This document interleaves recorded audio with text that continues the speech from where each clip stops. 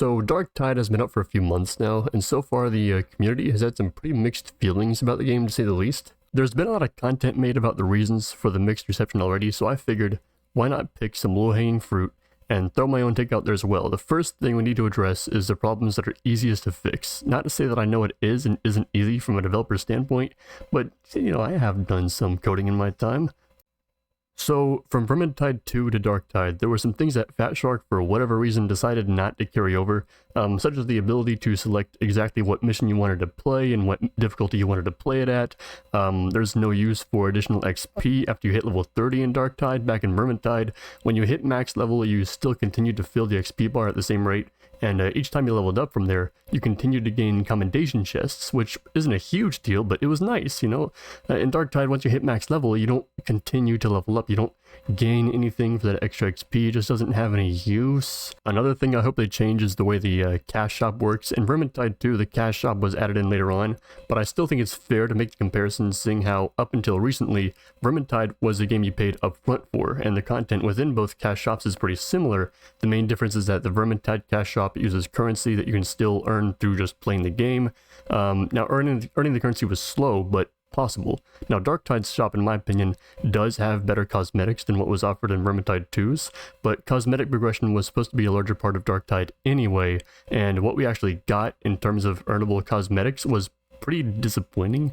Now, they did add some new cosmetics along with new penances in the most recent update, but the new stuff is pretty bland, and the old penances still have some requirements that are pretty annoying. I could continue to talk about the Darktide cash shop and all the problems with it, but that's not really important to gameplay. You see, the main issue with Darktide currently is a lack of variety. The number one thing that was really jarring from Vermintide 2 to Darktide was the amount of classes to choose from. Vermintide 2 launched with 5 characters, each of which had 3 subclasses that you unlocked as you leveled with that character. That's essentially 15 different playstyles to choose from. It's pretty good. Darktide, on the other hand, released with 4 classes, and Fat Shark did say that these classes would be different from Vermintide, but let's be honest, they're not. The 4 classes in Darktide are well balanced, and they do fill each, a different role, and they have clear strengths and weaknesses that make them feel distinct, but no matter how you look at it, it just feels lacking.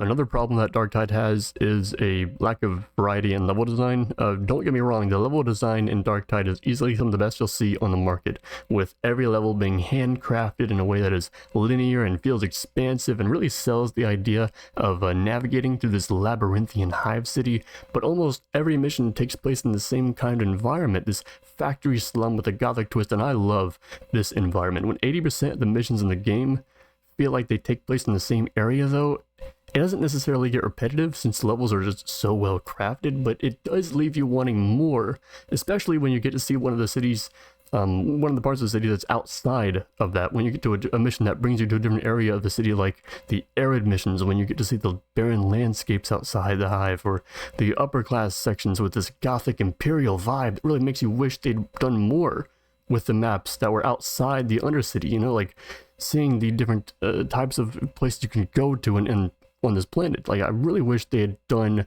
more. Finally, and this is one that feels like Fat Shark just ran out of time or had some kind of serious setback in development, the lack of story. Vermintide's story was pretty lacking as well, seeing how there weren't really any cutscenes or set-piece battles or anything like that, but it did have a loose series of events that led up to a somewhat dramatic final boss battle that made you feel like you accomplished something when you beat the last mission. Darktide has nothing. In terms of story development, there is no named villain, there is no scheme at play that our characters are trying to uncover or stop. There is literally no story. There are a grand total of 2 boss fights in Darktide, and each of them are just copies of the other. They have the same model, they have the same mechanics, they are equally easy to kill, even their names are just randomly generated each mission. Neither of these bosses are memorable or interesting to play, or have any kind of role in the plot. Keep in mind, this is not an early access game, this is a full released game, and while I do think Fat Shark will add more missions in the future that do have some more boss fights, it begs the question, why did the game not release with them? If they do add a proper story into the game at some point, will it be through free updates or paid DLC? Because if we have to pay for a DLC that adds the story into a fully released game, that just seems a bit ridiculous to me. Now, I will say I don't think the player base cares all that much about the lack of story. Even I don't care that much. We play this game for the fantastic, visceral gameplay that Darktide does so right. It does some things well, and it does them so well. It just feels like this game could have been so much more, and the fact that we'll have to wait for them to fix all these issues and hope that they add these things in at a later date just makes you wonder if something went wrong during the development that slowed the devs down, or if it really did take that much time to craft such a phenomenal combat system and such detailed maps that they didn't have time for the rest.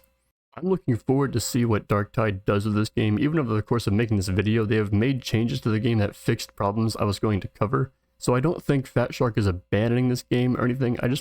My main concern is whether or not they will be able to keep the drip feed of content going at an acceptable pace to hold the interest of the community while the major content that the game is missing gets added in eventually. The first major thing I would love to see more of is missions in different areas where the objectives start to feel more meaningful and they set each other up to be more immersive and satisfying to complete.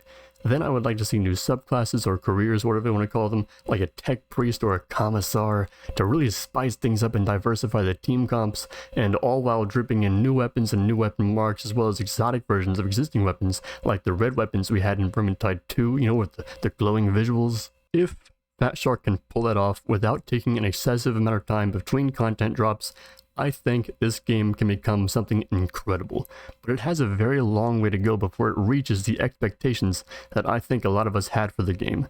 Until then, it remains yet another very fun but somewhat lacking 40k game. That's all for this video. Thanks for watching and all that good stuff.